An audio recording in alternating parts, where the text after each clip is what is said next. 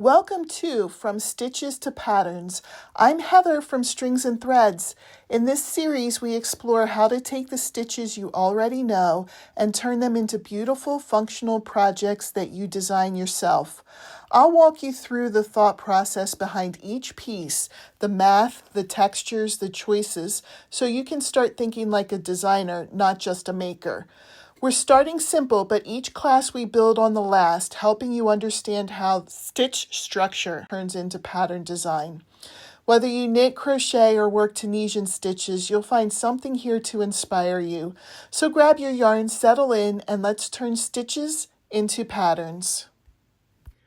In today's class, we're moving into home decor and learning how to design your own crochet pillows.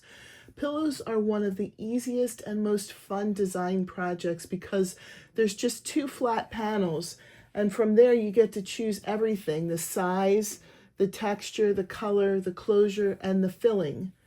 They're also incredibly forgiving. You can make a pillow as simple as or as fancy as you want, and almost any stitch or color pattern will look beautiful once it's turned into a cozy square for your couch or bed. I'll be using two pillows I made previously to help show different construction choices and design ideas, but you can follow along with any yarn and any stitch you love.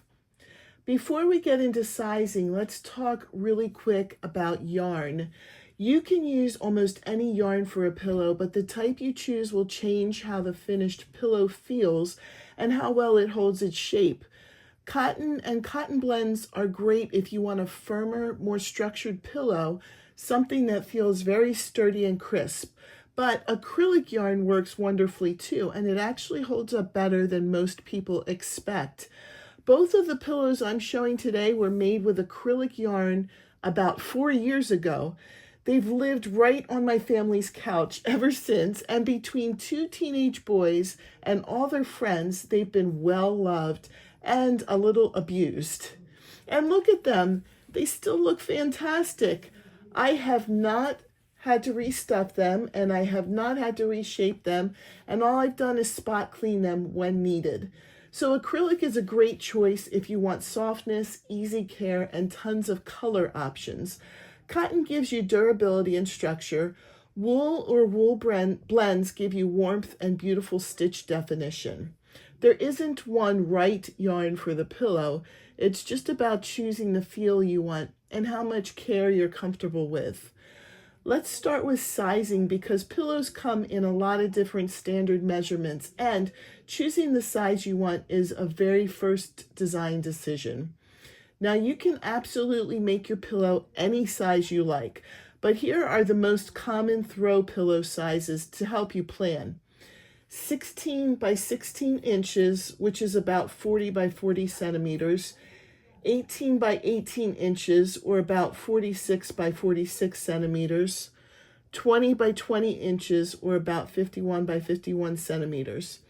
These three are the most popular sizes for couches and beds, but don't feel limited by them. If you want a big floor pillow, a long lumbar pillow, or a tiny decorative accent pillow, you get to design that. Next, let's talk about what goes inside the pillow because that also affects your design. Both of these pillows I'm holding here are filled with loose stuffing, and that works great if you want the complete freedom over the size or you're making something that doesn't need perfectly crisp edges. But the other option is to use a pillow form, which is basically a pre-made cushion that you slide your crochet cover onto. Pillow forms come in tons of sizes. They keep their shape beautifully, and they're perfect if you want your pillow to sit neatly on a couch without sagging. So stuffing gives you flexibility. Pillow forms give you structure. Just choose whichever one fits your vision for the pillow you're designing. Now, let's talk about the outside, your actual panels, because pillows are one of the best places to play with texture and color. You can make both sides exactly the same, like a matching set of panels. Or you can do what I've done on some of mine, where one side has a decorative stitch pattern and the back is something simpler, like a solid crochet or a more relaxed texture. You can also mix colors, try stripes, or make one side bold and the other side neutral. This is where your creativity really shows, and pillows are perfect because you can experiment on just 2 flat squares. Once your panels are finished, you have a few options for how to close your pillow. The simplest method is to sew it shut on all 4 sides.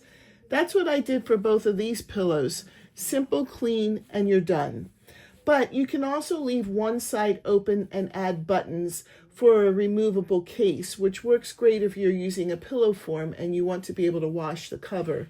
Another option is an envelope back, where the 2 back pieces overlap like a pillow sham.